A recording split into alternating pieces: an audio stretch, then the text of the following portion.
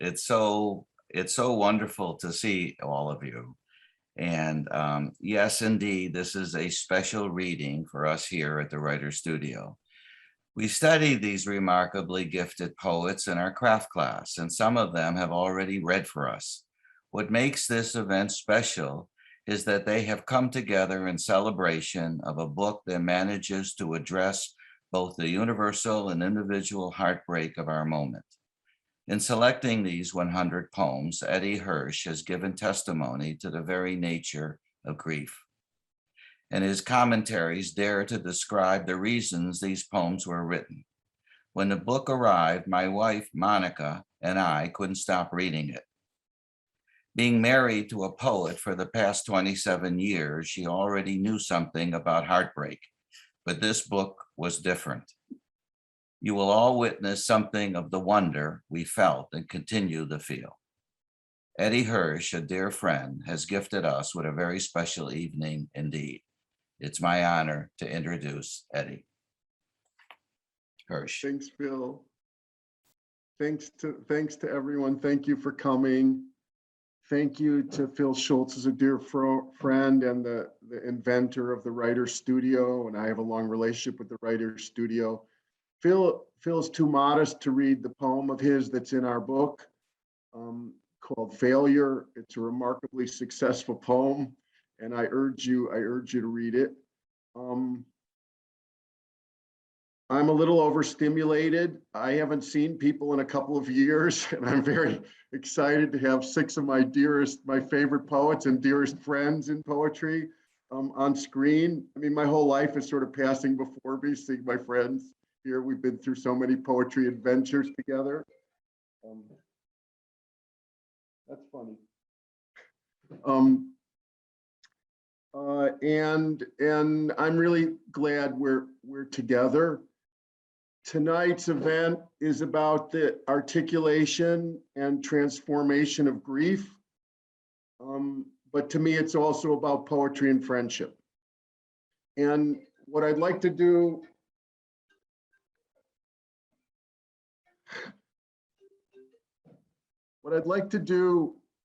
is say something about the book and then introduce each of the poets in alphabetical order. Each of the poets is going to read their own poem, and then we're going to talk about it a little, and we're going to go through a round like that. And then we're going to have a second round in which I've asked everyone to choose a poem from the book that's been meaningful to them, and we'll talk about that. And that's sort of the 2 rounds, and that's really our event for the night.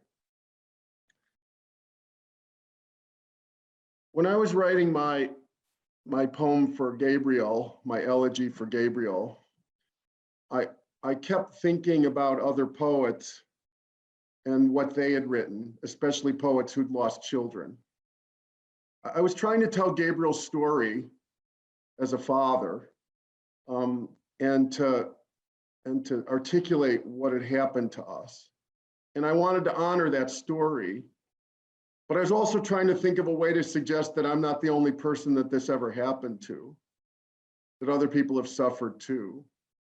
And I kept finding that I was calling on my people, poets in the history of poetry who'd lost children, and how they'd written about it and what they'd done. And if you know that book, you know that this is a kind of chorus in the book. As I call on poets as parents and think about what they did, what they accomplished, and how they wrote about their grief. After that, when I was finished with Gabriel, I wasn't finished with grief. And I began thinking about other poems that had been meaningful to me in my life, that had helped me think through grief, not just grief of a loss of a child, but all kinds of grief, all kinds of varieties of grief. My book began, and I got the idea of writing 100 essays, of choosing 100 poems, but not just choosing them, not just an anthology, but writing 100 essays about them, like each one.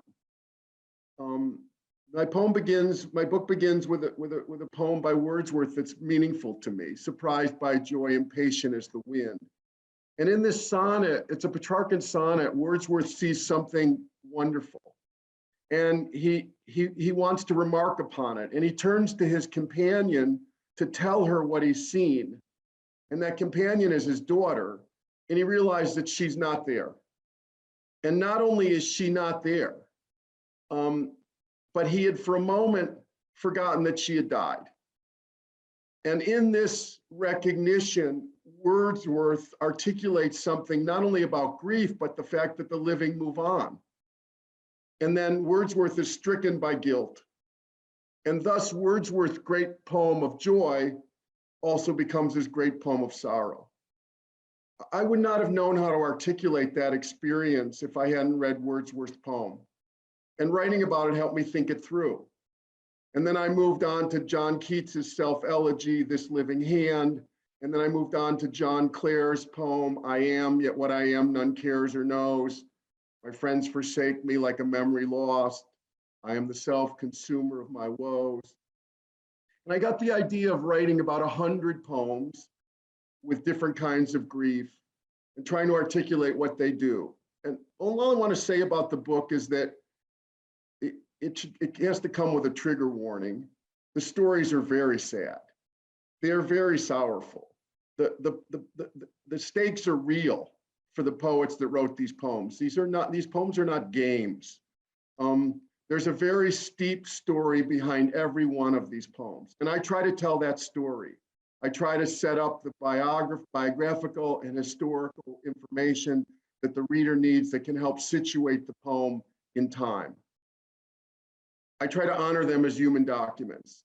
But at the same time, I'm aware that these are not diary entries. They're also poems. They're constructed objects. They're made things. And the poets have gone to a great deal of trouble to transform their personal experiences into something different, into something that's been shaped, into something meaningful. And so I tried to keep my head about me and write about these poems in a way that honored them as human stories without ever forgetting the human presence behind them, but also recognizing that poets had created something and trying to think through that created object and how it worked and what it meant. And that's the sort of task I set myself in writing about these essays, to think about these poems in this kind of way. There's really no genre for what it is. It's not quite an anthology. It's certainly not literary criticism as we've come to understand it. It's something else. One of the things about the book, I should say, is I do not distinguish tremendously between poets from the United States and poets from other countries. I do not distinguish much between poets I know personally and those I do not know. I don't distinguish poets much from poets living from those who are dead. Ezra Pound had the idea that all poets are contemporaneous, and I like this idea, and I believe we're all part of a community. But I'm also very fortunate to have such good friends in poetry. The poetry life can be an isolated life.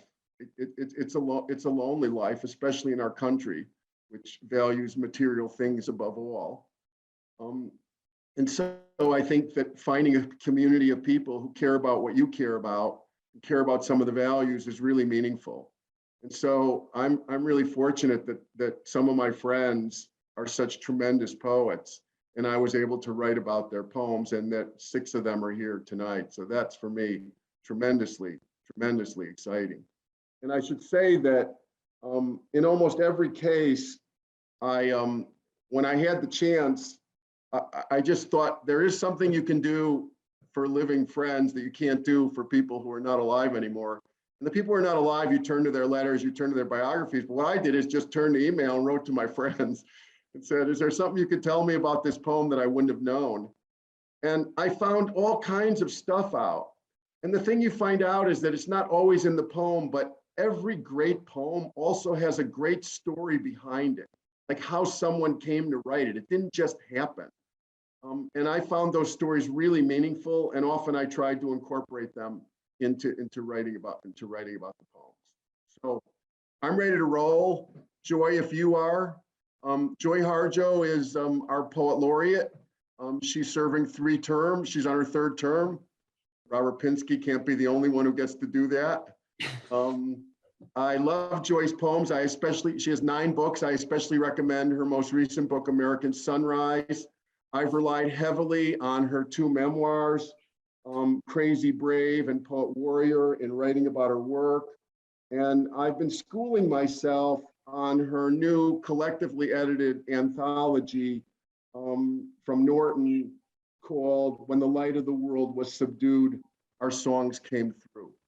And it reminds us that the poetry of Native nations is both very new and very old in American poetry. So, Joy, welcome. Oh, thank you so much. And I'm so happy to be here in this poetry circle, which is beyond generation and time and continues like a spiral of friendship through the grief and joy and all of it. So thank you. I'm going to read for Anime Piktuakwash, whose spirit is present here and in the dappled stars, for we remember the story and must tell it again, so we may all live. And I wrote this poem in the 80s at a 10-year anniversary after the activist poet her body was found. She was murdered. And I'll just read. Beneath a sky blurred with mist and wind, I am amazed as I watch the violet heads of crocuses erupt from the stiff earth after dying for a season. As I have watched my own dark head appear each morning after entering the next world to come back to this one, amazed. It is the way in the natural world to understand the place the ghost dancers named after the heartbreaking destruction. Anime. Everything and nothing changes. You are the shimmering young woman who found her voice when you were warned to be silent or have your body cut away from you like an elegant weed. You are the one whose spirit is present in the dappled stars. They prance and lope like colored horses who stay with us through the streets of these steely cities. And I have seen them nuzzling the frozen bodies of tattered drunks on the corner. This morning, when the last star is dimming and the buses grind toward the middle of the city, I know it is 10 years since they buried you, the second time in Lakota, a language that could free you. I heard about it in Oklahoma or New Mexico, how the wind howled and pulled everything down in a righteous anger. It was the women who told me, and we understood wordlessly the ripe meaning of your murder. As I understand, 10 years later, after the slow changing of the seasons, that we have just begun to touch the dazzling whirlwind of our anger. We have just begun to perceive the amazed world the ghost dancers entered crazily, beautifully. Thank you for reading that so beautifully. The story about Anime Piktuakwash, who you knew, is so gruesome and so infuriating that I don't know how you were able to turn that rage into something else like a poem. Like, why didn't you just like burn alive in fury at what happened to her? Because her murder is so upsetting and so distressing that I'm amazed that you were able to take this story and turn it into a poem. That's what we do. Otherwise, we wouldn't be here speaking and reading and singing and giving praise, because the story is magnified. I mean, look at the missing and murdered. In a way, she's sort of like, she's one of the missing and murdered, actually, women, and it's epidemic, like it started with Columbus, sex trade, sex slavery. But that's what, poetry literally saved my life. I think it's done so for many people, because what do we do with history? What do we do with this tremendous grief that tends to, that could overtake us? I think of a poem as a transformer station, is one way. And so that's what I did. That's what I did with my grief. One of the things that people can't see when they hear you read the poem is the way it spaces out on the page. It's sort of like almost Charles Olson's composition by field. And I just wonder if that was your idea from the beginning to like space the poem. Well, of course, it's breathing, but I think a lot of spacing is related to breathing. And I mean, Charles Olson talked about it one way, but especially, I guess at that time when I was writing, it was about phrasing, much like when you write music or you're improvising or writing. It's all, and I'm a horn player. So it's about when you take a breath, and in phrasing. And some poems are like that. Some I've gotten in, some there's space, there's more space at the ends because of, in this poem in particular, it's because there's the other world where these things, there's a world in which there's a story we don't know that we can see how all of this fits together. And so in a way, I'm leaving room for that. Yeah, Michael Harper said the thing he learned most from jazz was phrasing. Mm-hmm. And that's just really what you've said about Yes. the spacing as a horn player and as a jazz musician is like the phrasing is like what you're imitating and using the page to do that. Mm-hmm. There's I have to move on, but I just can't resist saying there's a moment in the poem where the poem turns. You're telling the story and then it turns. The Italians call it a volta. I heard about it in Oklahoma or New Mexico. In the story, that's a crucial moment in the poem. The story gets passed on, how you heard it, and then it's sort of women who tell it to you, and this is the transformation into meaning. I love the phrase, "the dazzling whirlwind of our anger." That's almost like out of Job. Yeah, it's really tremendous, and it reminded me a little of William Carlos Williams' poem, Spring and All, the mm-hmm. difficult struggle of everything to be born. And yet there it is, the words of the poem coming above the surface of the ground, like, sprouts, like green saying, "We will live." Crazily, beautifully. That's right. Crazily wonderful, beautifully. wonderful formulation. Thank you so much. Garrett? Hi, everyone. Garrett Hongo is one of my dearest friends in poetry. I love all three of his books. I started out with Yellow Light, and then The River of Heaven, and then Curl Road. I also love his memoir about Volcano, which I urge upon you. And I thought I was very witty when I found that Garrett's poem that he's going to read, Mendocino Rose, he also writes about in Volcano, so I could use what he wrote in prose to help with me understand the poem.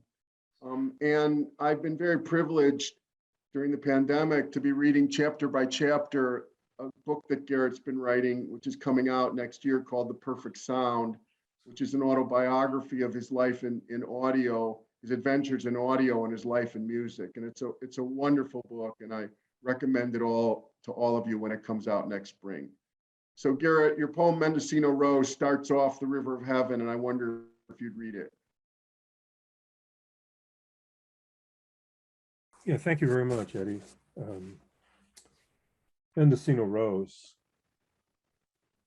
In California, north of the Golden Gate, the vine grows almost everywhere, erupting out of pasture land from under the shade of eucalyptus by the side of the road, overtaking all the ghost shacks and broken fences, crumbling with rot and drenched in the fresh rains. It mimes, in its steady cloud-like replicas, the shape of whatever it smothers, a gentle greenery trellis up the side of a barn or pump station, far up the bluffs above Highway 1.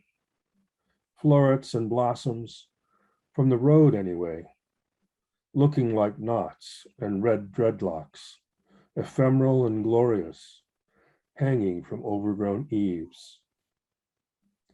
I've been listening to a tape on the car stereo, a song I play and rewind and play again, a ballad or a love song sung by my favorite tenor, a Hawaiian man known for his poverty and richness of heart.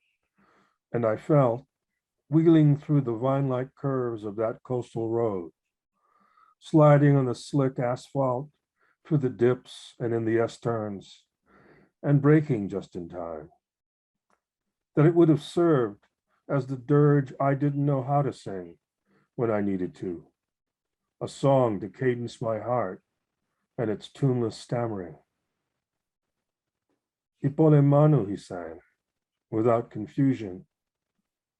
I send these garlands, and the roses seem everywhere around me then, profuse and luxurious as the rain in its gray robes, undulant processionals over the land, echoes and snarls of extravagant color, of the music and the collapsing shapes they seem to triumph over.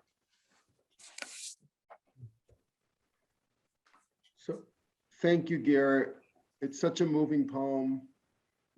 It's kind of a sideways lament. I mean, it's your father's, the death of your father, well, I think your grandfather too, but especially your father is kind of in the background, but it doesn't address that directly. It seems like, but it shadows it everywhere. Yeah, well, my father's passing is sort of a shadow, a luminous shadow over all my life since. And the poem is about coming out of the shock of him dying so soon. He was 58, I was in my early 30s. And he and I've been pushing towards things, you know. I wanted to finish who I was supposed to become. And I was looking forward to him easing back and retiring, and then he was gone. I had to approach that immediate aftermath with a lot of stoicism because my family had fallen apart all around me. And as his oldest son, I had to sort of hold it together. And I couldn't give in to my feelings. So the poem is about awakening into grief, as it were, not falling into it, not emerging out of it, but receiving it in a fashion that was gentle and like revival. So I took the rose that grows, it's called a wood rose or in California rose in the Mendocino County as sort of a material manifestation of the awakening of that grief. It just so happens, by the way, that the rose grows in two places on the north coast of California and also volcano Hawaii. And when I found that out, it was so shocking and so moving. It represents the distance my father had to travel from his childhood to Los Angeles as well. Garrett, one of the incredible things about the poem is the way that, I mean, I thought I was very clever when I identified it as an itinerary poem. Like literally you could like map this on a GPS, like driving through California. But one of the things is you're listening to music, and it's so incredible the way a Hawaiian singer comes on, and then you describe him, but also he gives you a language for your grief. He gives you something. I mean, art comes in to save you in some kind of way from tuneless stammering. And I wonder if you'd say something about that. Well, this is a version of the song Ipole Manu, written by Kapiolani for the death of King David Kalakaua, who died in San Francisco on a world tour. And he died, he got sick with pneumonia. And before he could return home to the islands, he passed away. And so it's a lament for someone dying far from home. The singer of it is Gabi Pahinui, the great guitarist and a falsetto singer from the Hawaiian Renaissance revivals in the 60s. And he became a kind of mentor to all the young new musicians of the 70s and 80s. his version is very, very dignified, slow, and epic almost. There are many versions of it sung by many different artists, but his has a special feeling for me. When I first, and for the longest time that I heard the song, I didn't know the meanings of the words. And then they sort of grew into me as time went by. Music, you know, for me is a special thing. I've had this lifelong devotion in a funny way. You know, and Hawaiian music was my first music when I was a child, along with Buddhist chant, of course, but it sort of stayed in my blood for all those years and came back to me when my father died or after he died. And it was the way I could sort of release my feelings into some kind of expression, even that of just listening and appreciating the music. So it's sort of like that. But the irony of the song being about someone who dies far from home just wrenched my heart when I realized it as I was driving. You talk about driving, you know, I grew up in LA, not in Hawaii. So much of the time you're in a car with a car radio going, and it's just sort of like original music for those of us who grew up in LA. We're just used to it, you know. It's a really American phenomena. Like you take like Thomas Gray's Elegy written in a country churchyard, and you're like driving on the highways in California. Well, I have actually a few poems like that. Yeah. Yeah. Anyway, I love the poem. Thank you. Thanks for talking about it. It's just a beautiful poem and a real articulation of something that helped me. Yusef, it's good to see you. Yusef Komunyakaa is one of my favorite poets. We go back all the way from the beginning when we were starting out. He has many books of his that I'd like to recommend to you, but I especially love his Vietnamese book about serving in Vietnam, Dien K Dao, but also his two books of selected poems, Neon Vernacular, and most recently, Everyday Mojo Songs of Earth. He's got a kind of lively side gig, doing sort of collaborations and performance art and libretti, such as Testimony, Gilgamesh, and Jupiter Invincible. I love his work, and I'm just thrilled he's here with us. So, Yusef, would you read your poem, The African Burial Ground? Great to see you, Eddie.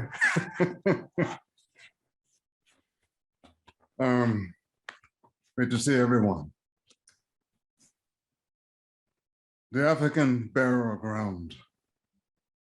They came as Congo, Guinea, and Angola, feet tuned to rhythms of a thumb piano. They came to work fields of barley and flax, livestock, stone and slab, brick and mortar, to make wooden barrels, some going from slave to servant and half freeman. They built Tongan Groove, wedged into their place, New Amsterdam. Decades of seasons changed the city from Dutch to York, and dream-footed, hard work rattled their bones. They danced Ashanti. They lived and died, shrouded in cloth and cedar and pine coffins. Trinity Church owned them and 6.5 acres of sloping soil.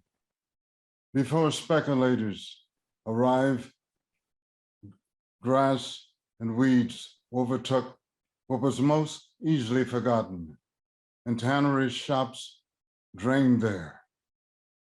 Did descendants and newcomers shoulder rock and heave loose gravel into the landfill before Dylan Cruz came, their guitars and harmonicas, chasing away ghosts at lunch break. Soon, footsteps of Lower Manhattan strutted overhead, back and forth between old denials and new arrivals, going from major to minor pieties, always on the go, the click of heels, the tap of drum, awaken the dead. What a poem.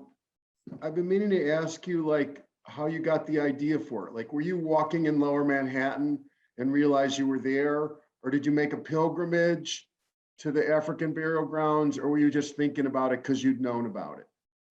I knew about it. I knew I wanted to write a tribute poem dedicated to those voiceless individuals so early.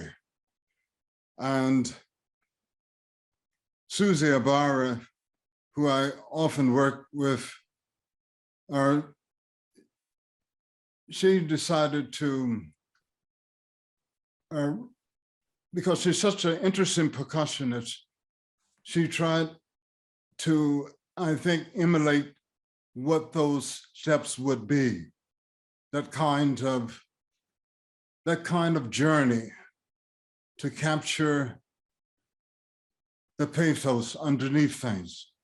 What happens is that I have to meditate on what I call extended possibilities.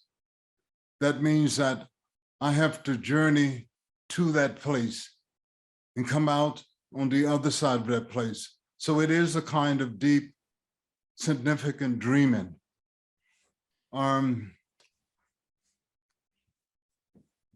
The poem wouldn't let me go. I should say it that way. There are two histories that are in this poem, Yes. very elegantly captured. One is the gruesome history of slavery in New York. And people think of slavery as a Southern institution, but it grotesquely in the North too. And then there's the other history, which I had known less about, but it's the history of how the burial grounds got unearthed. Yes. And you were able to tell both those stories, both the story of the discovery of it in Lower Manhattan, and then the unearthing of that and the unearthing of the story. I mean, I started reading more about slavery in New York because of your poem and how the Dutch West Indies had brought it to America. But then I thought I knew something about this, but I just want to say that the British expanded slavery in New York so much that by the early 18th century, more than 40% of white households held slaves, often as domestic servants and laborers. And you capture that history of people going from slavery to indentured servitude to being sort of half free. Yeah. It's another history.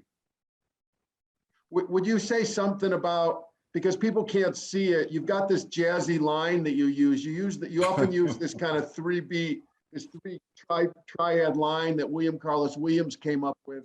I wonder if you just say something quickly. I know we don't have a lot of time, but could you say something quickly about it?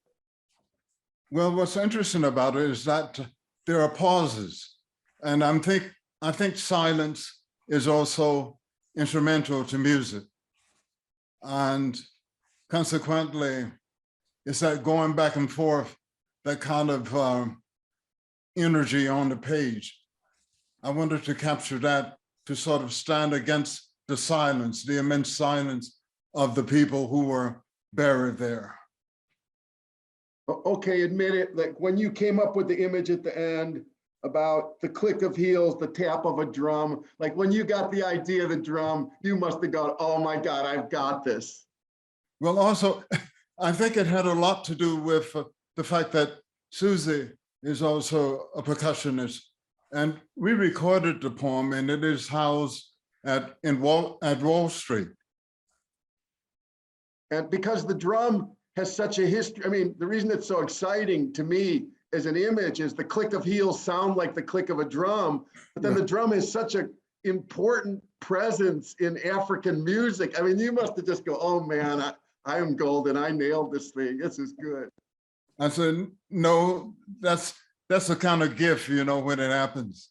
Yeah, it totally works. It's so inspired. I mean, it reminded me of talking drums, and which has always been amazing to me, a kind of form of poetry. And the drum just comes there. It really is inspired image at the end of that poem. So congratulations. Really moving poem. So thank you, man. Thank you. Naomi Shihab Nye and I go back so far. When I first met her, I think it was Jerry Stern who introduced us. I thought she was too nice. Then he told me, no, she's really like that. And now I've known her for so long and she really is like that. She really is so nice. All those years I lived in Houston, we became really good friends. Naomi's in San Antonio. And I just want to say that every 2 years or so, I got the idea of trying to hire her in our program in Houston. She just had the nicest way of turning me down all the time. I never could hire her, but I tried constantly. It was like, it must have 9 or 10 times I tried to hire her for our program. It never worked, but didn't somehow change our friendship. Naomi has many books of poems. She's the current Youth People's Poet Laureate of the Poetry Foundation. She's a tremendous ambassador of poetry to young people, children and young teens. She has a strong life writing for children and writing for teenagers, both poetry and fiction. She's put together many anthologies. But I'm especially partial to her poems, and I especially want to recommend to you a few of her books like Fuel and Red Suitcase and Words Under the Words. And the book I especially want to recommend to you is Everything Comes Next, New and Collected Poems. There's an introduction to that book that I can really recommend by me. Anyway, I loved writing that introduction to that book, and I helped articulate something for me about Naomi's marvelous work. So Naomi, would you read your poem, Kindness? Thank you so much, Eddie, for making this gorgeous book and for writing that introduction and being a lifeline as a friend all these years, and to everyone else here tonight. I do feature this book on the Poetry Foundation Pick One Book a Month young people's site. So I really love the poems you have selected, and I think this is such a helpful and useful book for young people of all ages, and for our very strange times. So the poem Kindness is here. Before you know what kindness really is, you must lose things. Feel the future dissolve in a moment, like salt in a weakened broth. What you held in your hand, what you counted and carefully saved, all this must go, so you know how desolate the landscape can be between the regions of kindness. How you ride and ride, thinking the bus will never stop. The passengers eating maize and chicken will stare out the window forever.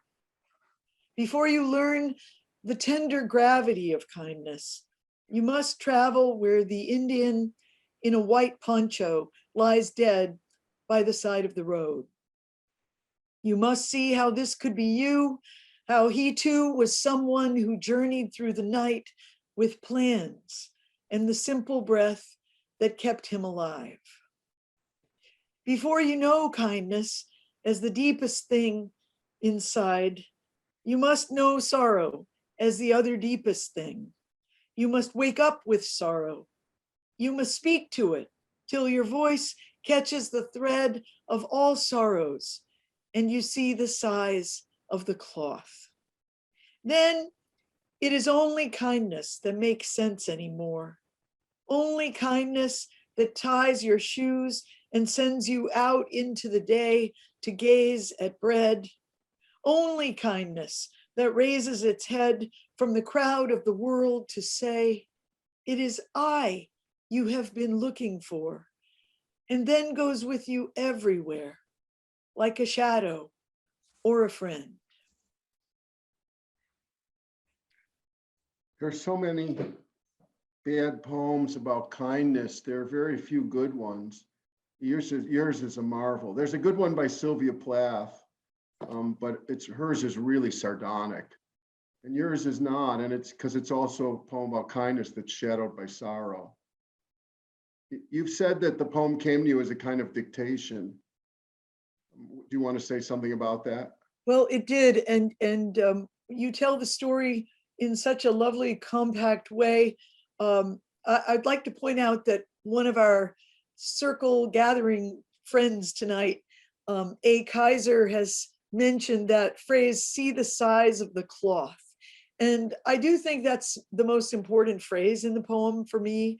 But I heard the entire poem spoken in a woman's voice across the plaza in Popayan, a town which would later be devastated by earthquake. And it was such an uncanny experience. I'd been writing since I was a child, and I believed that we carried so many voices of the poets we read inside our minds.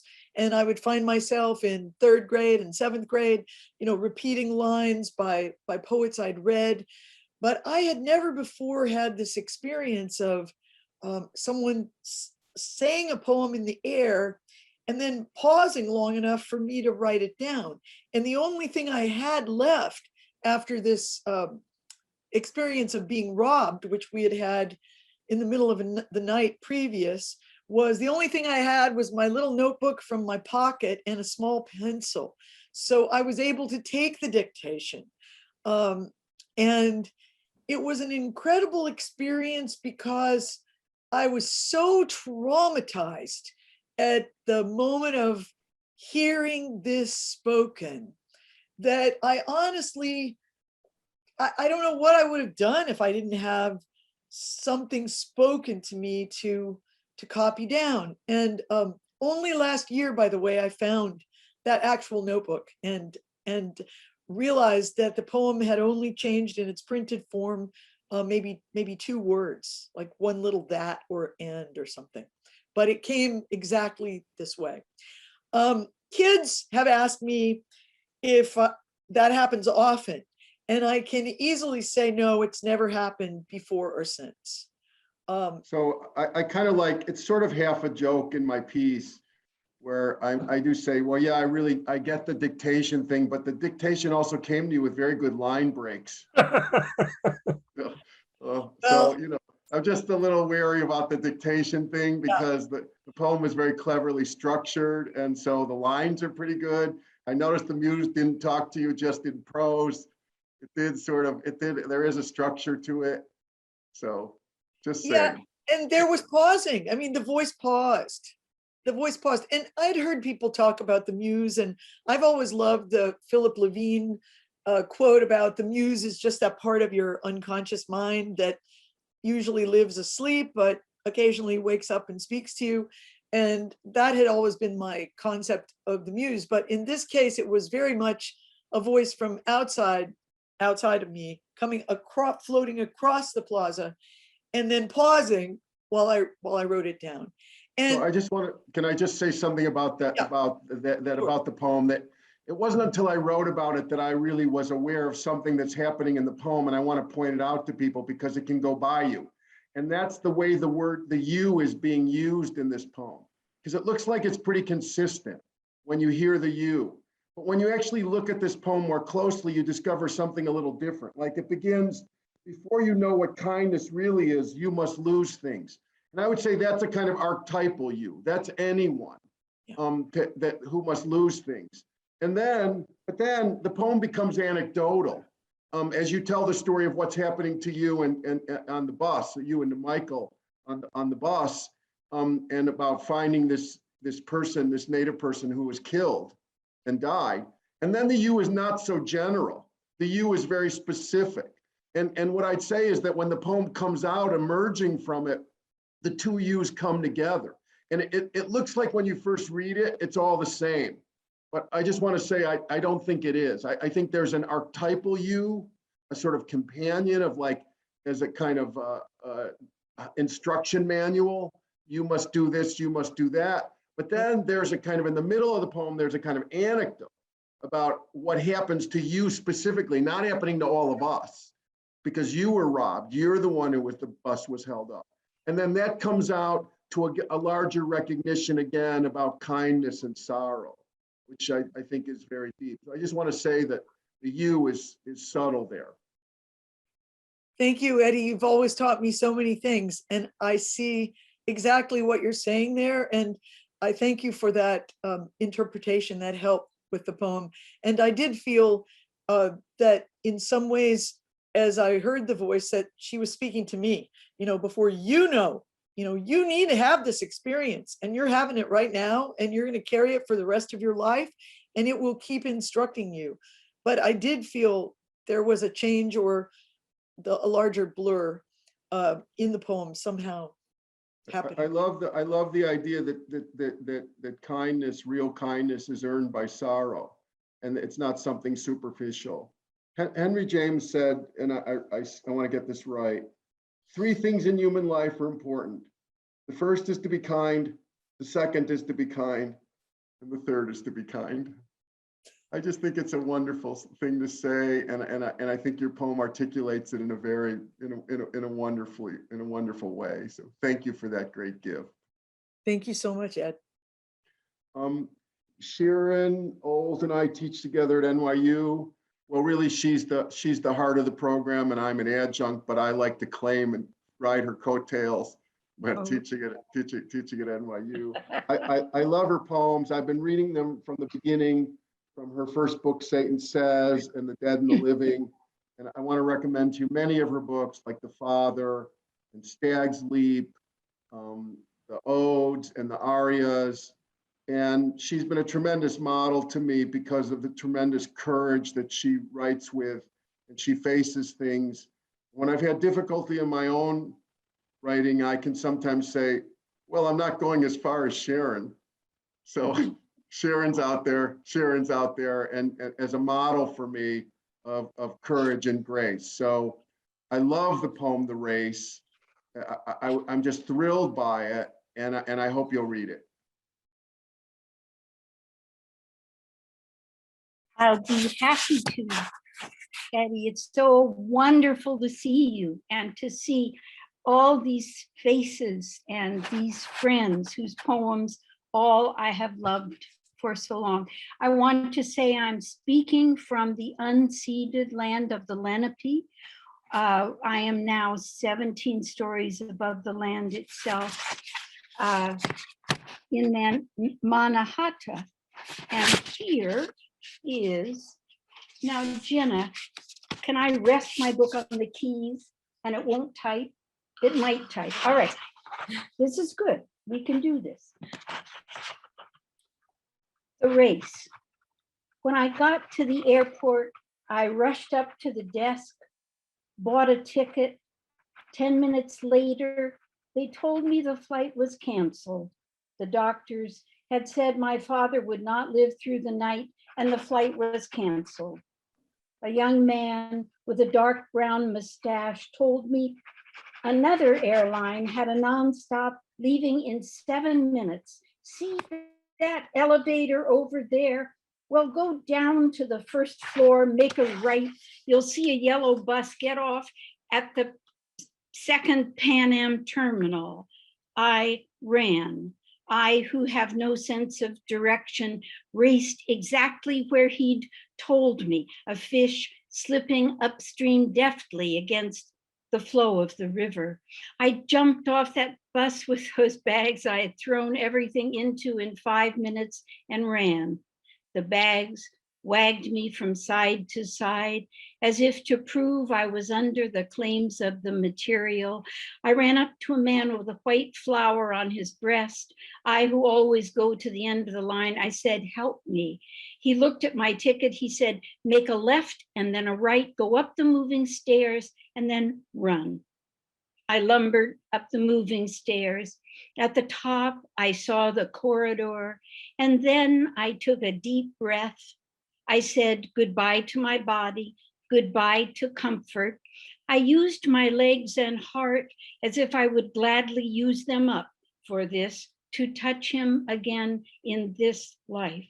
I ran, and the bags banged against me, wheeled and coursed in skewed orbits. I have seen pictures of women running, their belongings tied in scarves grasped in their fists. I blessed my long legs he gave me. My strong heart I abandoned to its own purpose. I ran to gate 17 and they were just lifting the thick white lozenge of the door to fit it into the socket of the plane. Like the one who is not too rich, I turned sideways and slipped through the needle's eye, and then I walked down the aisle toward my father. The jet was full and people's hair was shining. They were smiling. The interior of the plane was filled with a mist of gold endorphin light. I wept as people weep when they enter heaven in massive relief. We lifted up gently from one tip of the continent and did not stop until we sat down lightly on the other edge. I walked into his room and watched his chest rise slowly and sink again all night. I watched him breathe. What a poem. There's so much at stake in this poem. I love its precision and the velocity. Like must be hard to read. It's got so much speed. Because you're running through the airport and you're capturing the feeling of running through the airport and how much is at stake to do that. Delineation follows that. Yeah, I heard it once with Carl on TV in New Hampshire, and I noticed that I didn't stop at all between the lines. So it was like a poem without lineation. And the next time I read it, I had marked those places. And this time also I remembered these are lines. The poem rushes on, but it does have all these pauses, which creates the feeling of something a little jumpier. And Oh, I just good. want to point out something that you might not notice when you read the poem, that when you first hear the poem, but I found it very interesting. Like when you actually think about what's happening, there's like a tremendous amount, just as a poem, on the front side of this. Like the race is through the airport to get to the plane.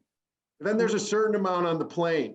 And then when you arrive, there's like nothing. There's like no airport, no car. It's like you get out of the plane and you're in the hospital room with your father, because that part of the race isn't important, because the main thing is you're going towards your father. Right. I noticed tonight that I wrote this poem shortly after I had learned some things that I had not known about my father. And I think this poem, now that I look at it in that light, this poem also reflects somehow the fact that, or the vision or whatever, that I didn't know him, that I had not known him. I mean, I always knew I didn't know him, but that there were very important things that I had not known about him. So when I was thinking of this poem tonight, I thought, no wonder she's concentrating on every single like practical thing, because she's in shock. But not only is he dying and she wants to get there, that remains true, but she has not at all yet absorbed her greater knowledge. And I didn't really until the book that comes out in 6 months or so, in Ballads, there's a little bit about the absorbing of that knowledge. There's an incredible moment, because the poem is pretty realistic. It's got a lot of naturalism. I mean, it really dates itself with Pan Am. But there's an incredible moment that I want to point out, because it goes, it doesn't say, I walked down the aisle to my seat. It Yeah. said, I walked down the aisle toward my father. Hmm. And that sounds like a wedding. I know, and that has something to do with this new knowledge that I had, but I didn't know that. What I saw on the page was, yeah, okay, some girls are kind of in love, not in a sick way, with their fathers. My father was kind to me most of the time. So I figured it was okay, but yep, that aisle got in there with justice. Yeah, it has that feeling of almost a reversion to a young girl thinking that she's going to marry her father. I think it's a remarkable. I don't mean it in a. I mean, it does not have any of No. those elements of abuse. I mean, there are plenty of poems that do that, and rightly so. But this is something else. This is some kind of fantasy of a girl about her father. Well, and also marriage is one kind of union, loverhood another, many kinds of union, but certainly the possibility of a positive union of any kind between a child and a parent was something very important to me that I wanted to find and believe in and write about. I want to say that the poem has so much velocity, but at the end, it really does calm down. As you arrive, it does come to a pause, and it's a tremendous relief. I mean, as it must have been in life, but it's a tremendous relief to the reader too that you arrive, and that race is successful, and that it ends on that calm moment of you get to see him breathing. Oh yes. Oh yes, and that has to do as much with the character that he was as with any and all of us, because it doesn't last, forever. I want to thank you because this is an amazing, exciting experience and thrilling and moving to talk with you face to face about a poem of mine, Eddie, and to hear you talking with all my beloved brothers and sisters in this art. Well, I love your poems, and I love trying to think about how they work and figuring it out. And I don't feel that criticism has done them justice in thinking through how they're working. And so I see that's part of my task to help figure this out. And I love doing it because they're very skillfully made. And this poem has just a tremendous dynamic rhythm and music, but it's on behalf of something really important, the moment, which we face when someone you love is dying and you want to get there, and you're either going to get there or you're not. And the details take all kinds of power over you, but it's not about the details.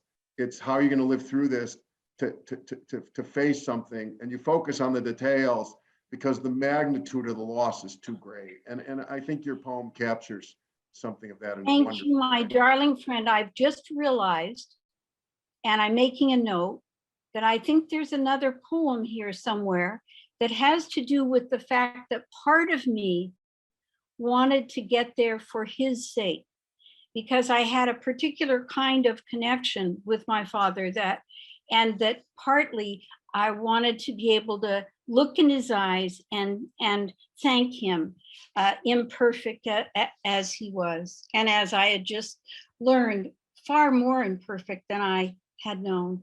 Thank you, Eddie. Thanks. So Natasha, are you there? I am here. Good. I am. Good. Natasha Trethewey served 2 terms as Poet Laureate of the United States. I grew up in Chicago, and I used to be a townie around Northwestern, and now she's a distinguished professor there. So I look up to her because I used to go to that university and think, oh my God, who are the elite people that teach at this place? I love Natasha's poems, and I especially recommend to you her book Native Guard. But I was excited to see all of her books collected or selected really in Monument, her new and selected poems. But right now, I'm most excited to be reading her very, very moving memoir, Memorial Drive. it's a wonderful book, and I recommend it to all of you. When it's really hard when a poet goes off task and writes prose, and you've done a marvelous job. So I was really so compelled by your poem Graveyard Blues, and I'd love it if you read it for us. Thank you. Thank you, Eddie, for arranging this. I've had to be off screen listening because this is either the hardest thing in the most wonderful way or the most wonderful thing in the hardest way. And I just wear my grief really close to the surface these days. Sorry. My mother died in 1985 when I was 19, and it took me a long time to write about it. Graveyard Blues. It rained the whole time we were laying her down. Rained from church to grave when we put her down. The suck of mud at our feet was a hollow sound. When the preacher called out, I held up my hand. When he called for a witness, I raised my hand. Death stops the body's work, the soul's a journeyman. The sun came out when I turned to walk away, glared down on me as I turned and walked away, my back to my mother, leaving her where she lay. The road going home was pocked with holes, that home-going road's always full of holes. Though we slow down, time's wheel still rolls. I wander now among names of the dead, my mother's name, stone pillow for my head. What a poem. I'm with you, by the way. These days, I don't know why I'm on the verge of tears half the time. Because so many of the people watching are poets or trying to write poems, I wonder if you'd say something about, it took you there's a big gap, as there often is in poems, between what happened to your mother and your ability to write a poem out. It was more than 20 years later, or 20 years later. And I wonder if you'd say, because I've read your interviews and so I know something of the story here, but I wonder if you'd be willing to tell the audience a little bit of what you were doing so that you then were able to break through into this particular poem. Well, this is, I wrote this when I was living in Decatur, Georgia, which means that I had moved back for a job at Emory University. I'd moved back to the landscape, the geography of my childhood, and of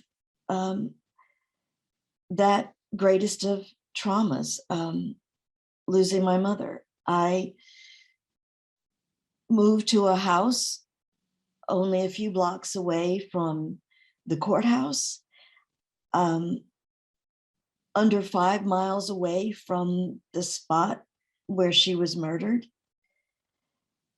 And so even as I swore I'd never go back there I was, I think in many ways, trying to avoid thinking about all of those things, thinking that I could circumvent all of it. And I'd started writing about these Union soldiers Black Union soldiers who were stationed off the coast of my hometown in Gulfport, Mississippi, to whom no monuments had then been erected. And I was jogging through a graveyard one day, and there's a big Confederate cemetery part of this graveyard. And as I jogged through there, it seemed to me that I couldn't move from one stone to the next without saying the names out loud on those stones. It's as if they were demanding to be remembered out loud. So I went home thinking that I was going to write a poem about those Confederate soldiers, since I was already writing a poem about these Black Union soldiers. But what came out instead was a poem about the day we buried my mother. It was it was inspired to write it as a blues. Did that like immediately come to you as a form? Like that, the blues work so well in this poem, the way the first line is repeated and then every time the second line changes it tactically in such a meaningful way. Like when the preacher called out, I held up my hand. When he called for a witness, I raised my hand. I mean, the change there is so small, but so meaningful. And every one of these stanzas, you make the blues change in such a compelling way. And I wonder if you just had that idea from the beginning. I think I must have. You know, my father used to play guitar and sing the blues quite a bit.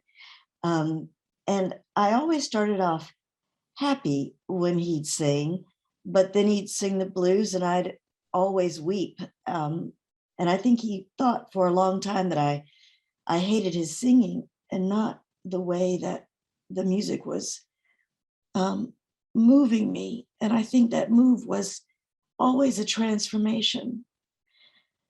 The third stanza for me is probably the one that does that most for me, and the one that I had to write toward by writing the blues.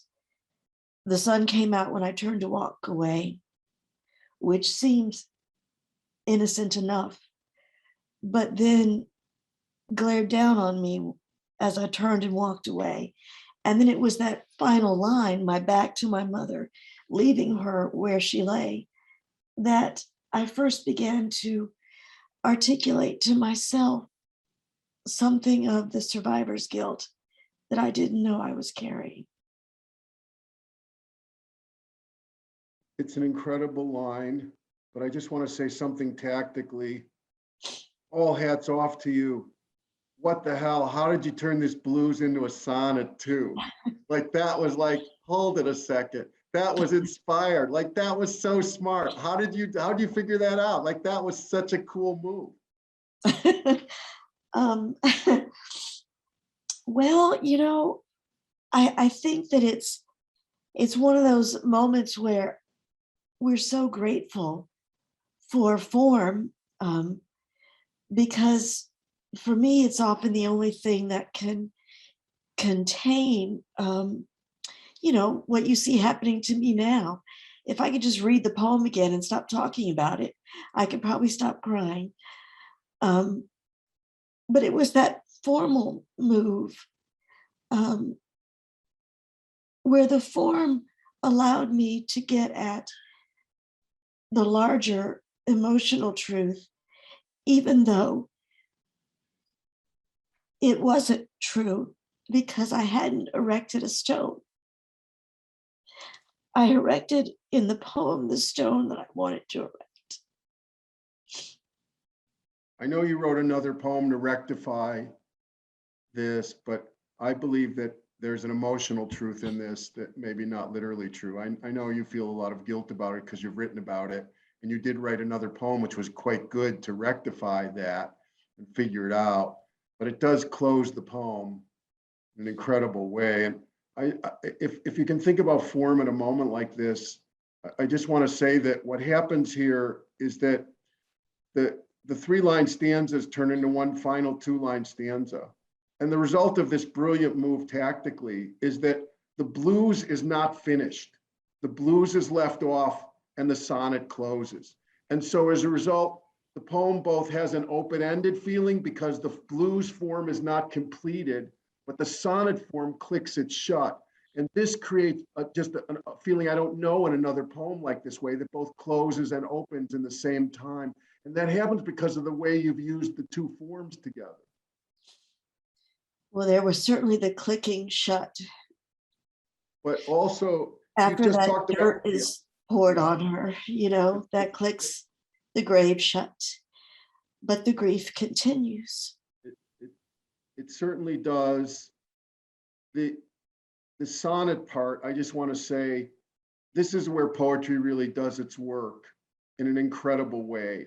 Because the line that you're talking about, and this, I would just point this for young poets everywhere.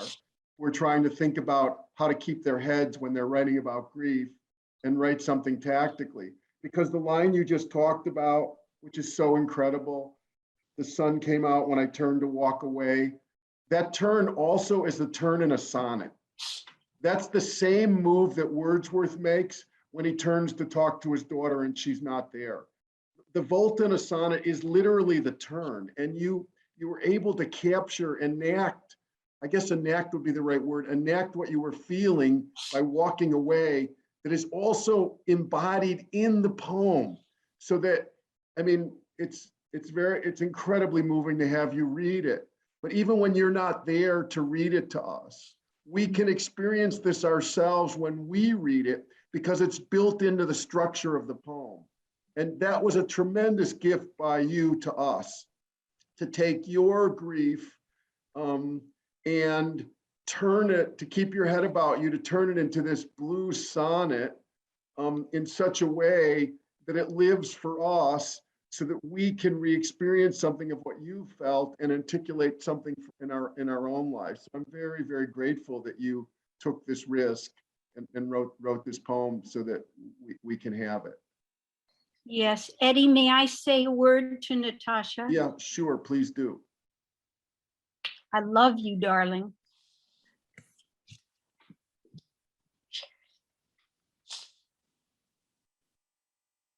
These things are supposed to get easier with time, but they don't. And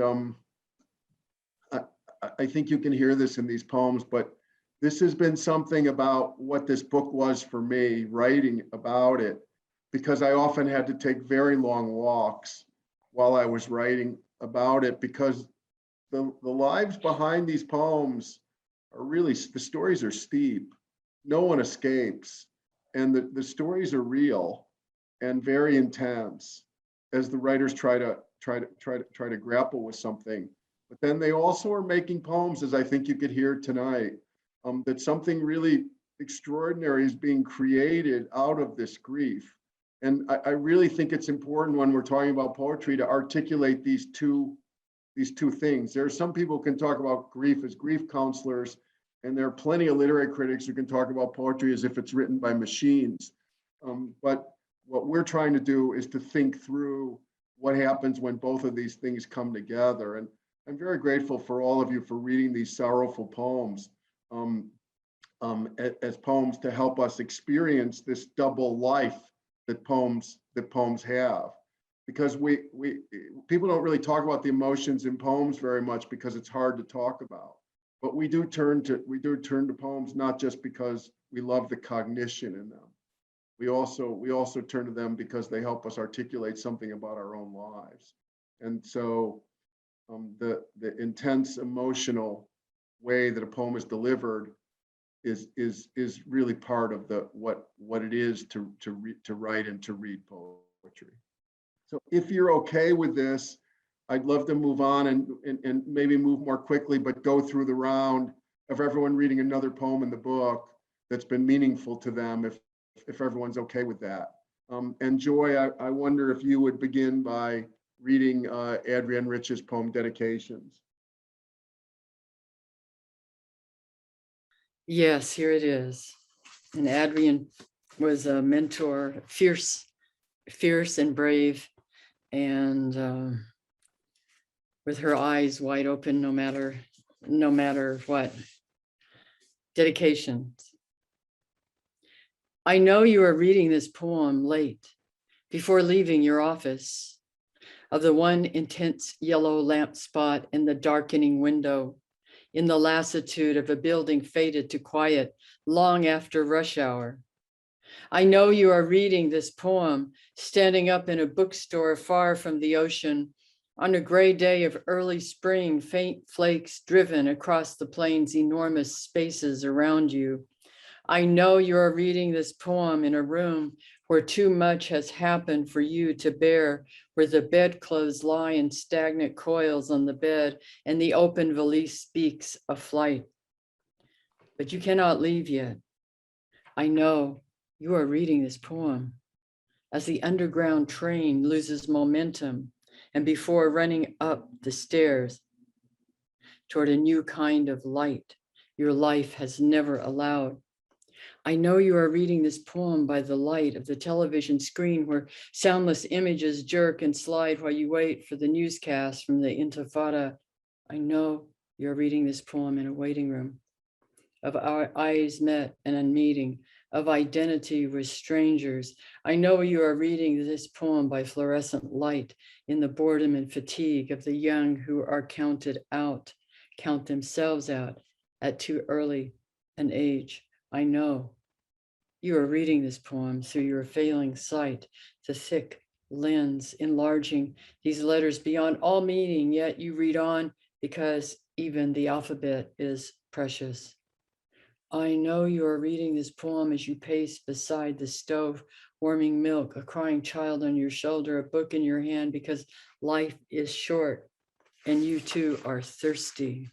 I know you are reading this poem, which is not in your language, guessing at some words while others keep you reading, and I want you to know which words they are. I know you are reading this poem, listening for something torn between bitterness and hope, turning back once again to the task you cannot refuse. I know you are reading this poem because there is nothing else left to read. There where you have landed, stripped as you are. There's a lot of confidence in this poem there's a lot of faith in poetry about contact with the reader. Like, I know you're reading this. I think that's very striking. It's very hopeful about poetry, don't you think? I think so. And I think I like to think that of course, we've all thought a lot about in the last few years and 3 years, 4 years, whatever, but everybody's story matters. That's what I hear in this, is that and poetry is like a lifeline. It connects all of us, and everybody has a story. Every one of us, no matter where we stand at the moment, but every story is precious. Every reader that she finds here is both an individual and sort of something that stands for the whole. Like there's they're sort of archetypal in a way. Mm-hmm. They're emblematic even. Yeah, they're emblematic. Yeah, of particular histories. I want to say that this is it's usually put a dedication at the beginning of a poem, but this comes at the end of an atlas of the difficult world. That's a wonderful poem by Rich, in which she tries to think about what it means. It's relevant to us, what it means to love your country when your country is doing awful things in a time of crisis and war. She was writing during the Gulf War, but any war will do, any moment in American history will do. And she tries to think about how you can love, as a citizen poet, how you can love the country. And this dedication comes at the end of that poem, not at the beginning. Yeah, I like to think of it's about her dedication as a poet, as well as her dedication to be alive and to continue to write and reach out in the midst of in a country that she loves, but is trying to contribute through poetry to help it for grief and for grief. Before we move on, I just want to say one thing about it, which is there are 12 readers identified in this poem. And when I first read it, I didn't think they were random readers. I thought they were 12 readers. But and by the way, when you read it closely, you see that they're not identified by gender. Like in every case, it could be either a woman or a man. It doesn't say. And given Adrienne's trajectory, that's a remarkable move when she only identified with other women. And I think that's not unconscious. It's conscious in the poem. What I wanted to say is that as I wrote about this poem, I began to realize that the structure of the reader, that there is a structure to these readers. It's not just, it is individuals, but as you read through the poem, it's as if she's going down the ladder of privilege. Like she starts with the most privileged reader and she goes down systematically to the one who's stripped the most. And that this is a conscious way that the poem is operating as a kind of Whitmanian principle to include people. So that, including people who can't read the poem, including people that can't see the poem, including people that don't know the language of the poem. And finally, she said in an interview with Bill Moyers, the last person she was thinking of was someone who was dying of AIDS. Yeah. But it didn't have to be that. It was someone completely stripped as you are. And I think that's just incredibly moving as part of the American project, that she reaches out to readers one by one, individually, but from the most, no one's very privileged in this poem, but to the most bereft at the end. It's an incredible gesture. She's still diving into the wreck. Yeah, very much so. That's witty. That's witty. Mhm. You ought to be poet. Someone ought to make you poet laureate. Thank you, Joy. Thank you for bringing it to us. Garrett, would you read the Tadeusz Różewicz poem? I love this poem by a Polish poet writing in 1955 after World War II.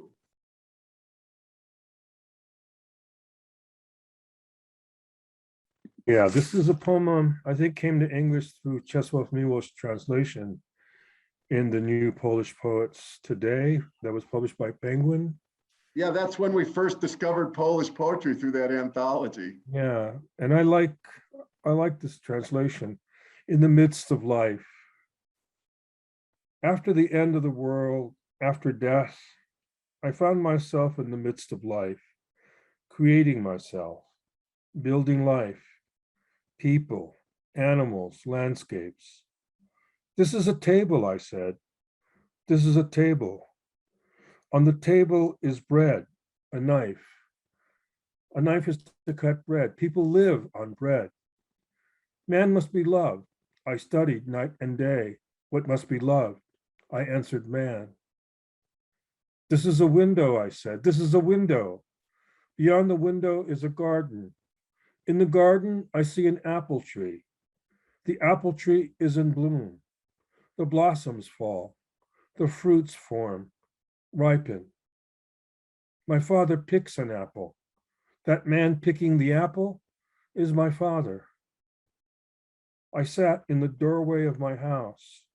That old woman who was leading a goat by a rope is more necessary and more precious than the 7 wonders of the world. Anyone who thinks and feels that she is not necessary is a mass murderer. This is a man. This is a tree. This is bread. People eat to live, I repeated to myself. Human life is important. Human life is of great import. The value of life outweighs the value of all things created by man. Man is a great treasure, I kept repeating stubbornly. This is water, I said. I stroked the waves with my hand and talked to the river. Water, I said. Nice water. This is me. A man was talking to the water, talking to the moon, the flowers, the rain, talking to the earth, the birds, the sky. The sky was silent. The earth was silent.